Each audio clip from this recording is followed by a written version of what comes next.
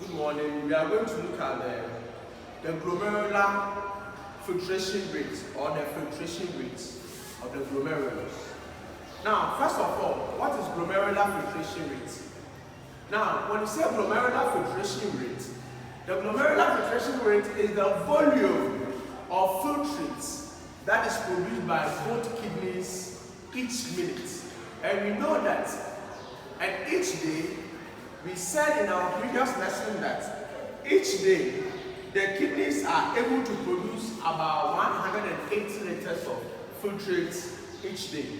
So in women, their glomerular filtration rate is 150 mils per minute, and in we the men, our glomerular filtration rate is 125 mils per minute. So 125 mils per minute and 150 mils per minute, it is equivalent to 180 liters of filtrate that is produced by the kidneys per each day. Now remember that I said the glomerular blood pressure is much higher than the capillary bed pressure. The reason is that the glomerular blood pressure is having 55 millimeters of mercury, whilst the capillary bed pressure is also carrying 18 millimeters of mercury or less. So it makes the glomerular blood pressure taking the lead than the capillary bed pressure. And that is the more reason why filtration in glomerulus occurs higher, because it has a higher pressure.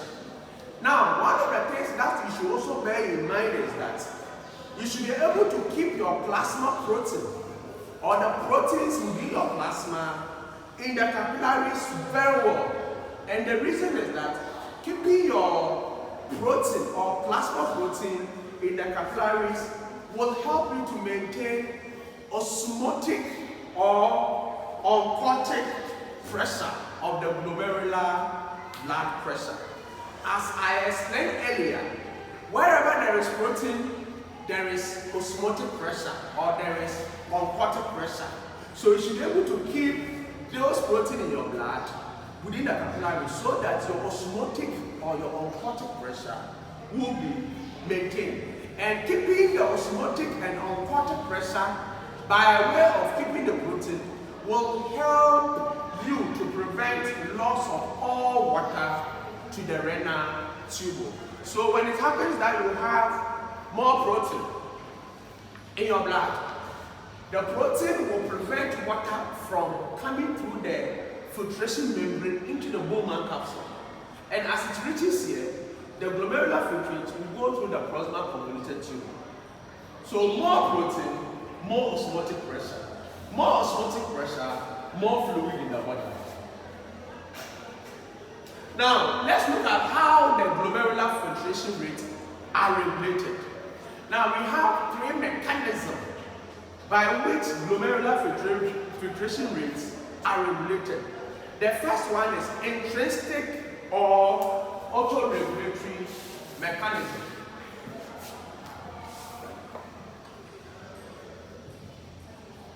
Autoregulatory mechanism. Now, what is it about intrinsic? Intrinsic means that the process is coming from within the glomerulus and it is auto-regulation. It comes by its own auto-regulatory mechanism. Now, you all know that glomerular blood pressure, it can be maintained by controlling the diameter of the afferent arteriole and the what? Efferent arteriole. We know our afferent diameter is larger than the what? Efferent diameter. And again, the auto-regulatory mechanism, as you all know, it results from the tendency of the smooth muscles in the afferent arteriole, the smooth muscles in the efferent arteriole to contract. As they contract, they will also what? Constrict. Now, let me take it again. The afferent arteriole is made up of smooth muscle. the efferent arteriole is also made up of what? Smooth muscle. And as we know, the diameter of our afferent arteriole is larger than the diameter of the what? Efferent arteriole. And we are saying that the autoregulatory mechanism only occurs when the smooth muscle cells of the afferent and the efferent, when they contract, whenever they are stretched. So when you stretch the afferent arteriole, when you stretch this efferent arteriole, the smooth muscle cells that are located here, they will contract. Now whenever they contract, they will also what? Constrict.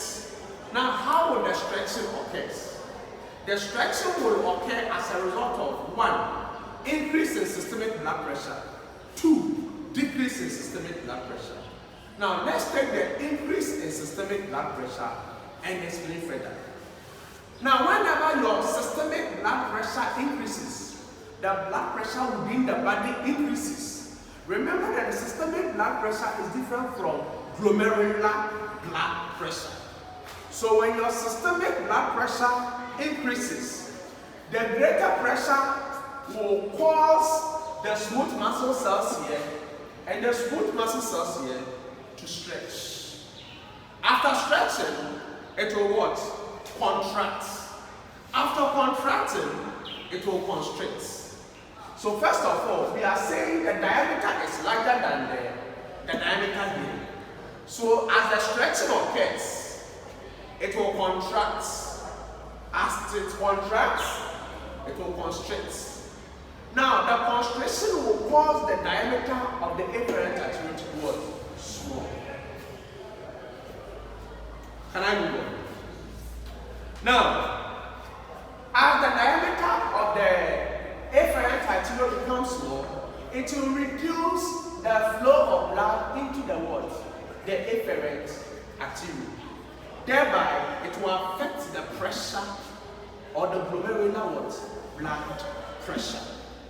And at the end of the day, you will see that the glomerular blood pressure and the filtrate will be within what?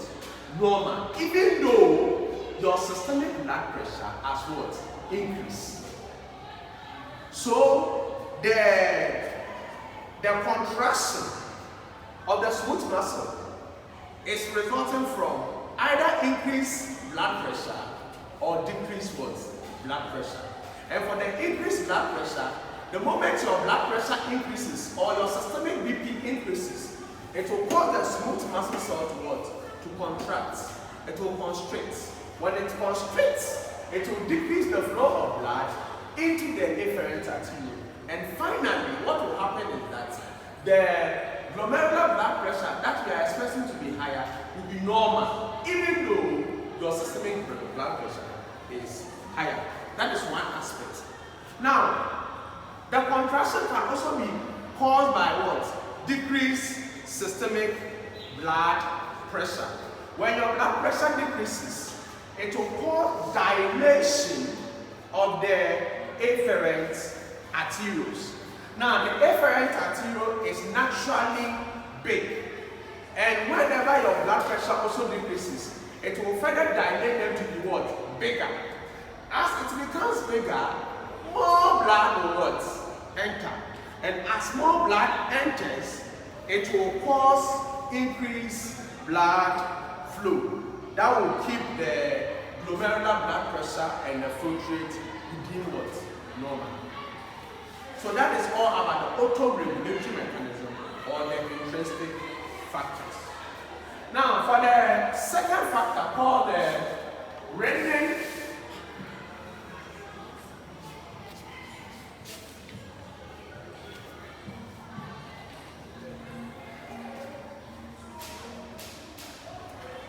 The second mechanism is called the renin-angiotensin-aldosterone mechanism. And we know that this mechanism is a chemical control mechanism that only functions to regulate your renal blood pressure. So when your blood pressure, your renal blood pressure is decreasing, it means that your systemic blood pressure is also what? Decreasing. So this mechanism will come into play to help solve the situation. The moment there is a reduction in your systemic blood pressure, there will be reduction in your glomerular blood pressure. And at the same time, there will be reduction in your filtration rates.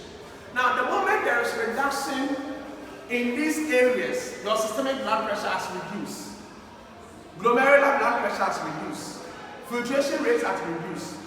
Now, the moment there is reduction in these areas, impulses will be sent to the juxtaglomerular apparatus. Information will be sent to this place, and as the juxtaglomerular apparatus receives the information, it will cause the efferent arteriole, specifically the granular cells of the efferent arteriole, to release an enzyme called renin. Now, when the renin is released, it will be released into the blood, and as it moves into the blood, it will look for a plasma protein called angiotensinogen. Now, the renin will crush the angiotensinogen into angiotensin 1. Then angiotensin converting enzyme from the lungs will also be released into the blood. It will come and look for the angiotensin 1 and also convert it to angiotensin 2. Now, it is the angiotensin 2 that is classified as a potent vasoconstrictor. So what the angiotensin 2 will do is that the angiotensin 2 will constrict the efferent arteriole. When it constricts the efferent arteriole, it means that blood from the systemic circulation cannot enter. And by doing so, your systemic BP will increase. The angiotensin 2 will also come and constrict the what? Efferent arteriole. And by doing so, blood from the glomerulus cannot what? Come out. Thereby, your glomerular blood pressure will also what? Increase. Then the filtration rate will what? Increase. So by doing so, the systemic blood pressure, your glomerular blood pressure, and your filtration rate will what? Increase. Any question? Now let's look at the last mechanism where we said that the last mechanism is called the extrinsic mechanism. Extrinsic mechanism. And this extrinsic mechanism can also lead to the second mechanism. What is the extrinsic mechanism? The extrinsic mechanism is, or it's mostly occurred during extreme stress or during emergency. We all know that during stress or emergency, blood are mostly transported to vital areas of the body. Example, the brain, the eyes, the skeletal muscle, your liver, so that those organs can help you to face or fly away from the stress. So during the emergency, there is activation of the nervous system, or there is release of epinephrine and norepinephrine. And we know from our anatomy that epinephrine and norepinephrine are hormones that are released by the adrenal medulla. And the adrenal medulla is also connected to embryonic neural crest. So they have a connection from the nervous system. So in cases of stress, the epinephrine and the norepinephrine are released by the adrenal medulla. And as the epinephrine and the norepinephrine comes into the blood, they will cause the vascular smooth muscles of your blood vessels to what? Constrict. Thereby, it will constrict the efferent arteriole. Or constricting efferent arteriole, it will not allow filtration to be formed. Because blood should enter here so that filtration can occur. But when this one is constricted, blood cannot enter. Filtration will be what? Impaired. And by doing so, it will allow blood to go to areas like the brain, like your eyes, like your legs, then the liver. So in period of stress, blood doesn't go to the kidney. You cannot urinate in period of stress, but you can think, you can see, you can run, all because of increased blood supply to those areas. And as the extrinsic mechanism occurs, it will turn, because there is constriction of the arterial, blood flow to the area will decrease, and there will be decreased glomerular blood pressure. And there will also be decrease in systemic blood pressure because blood is highly supplied to the brain, to the eyes, to the kidney, then to the skeletal muscle. So this mechanism will lead to renin-angiotensin mechanism. And in the long run, you realize that the macular denser cells of the distal convoluted tube are also triggered to cause the mechanism to occur. So we'll end our lesson here and continue the other time. Thank you.